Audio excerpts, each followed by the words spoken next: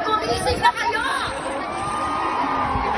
And now, andito tayong lahat, hindi lang sa Netherlands, kagabi sa Vancouver, Canada, buong mundo, gumising at pinakita ninyo sa Marcos administration na hindi kayo sang-ayon sa ginawa kay Pangulong Duterte at hindi kayo sang-ayon sa lahat ng kanilang korupsyon, kakulasugan at lahat ng kagiging-pudyotan.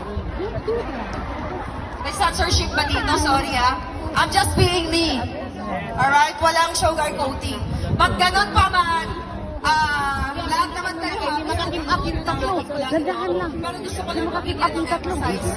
Mahal pala makipaglaban sa katotohanan.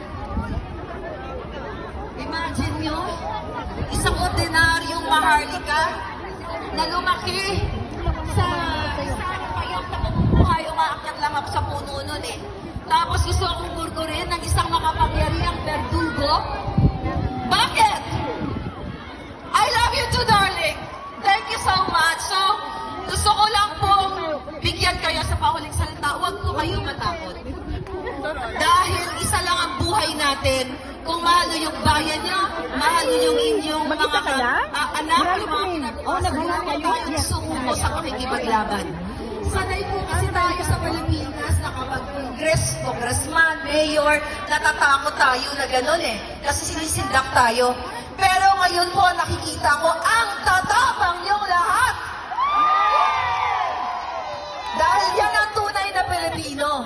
Maging matapang, bakit naman tayo matatakot sa mga adiktus na sumisira ng kinabukasan ng bayan?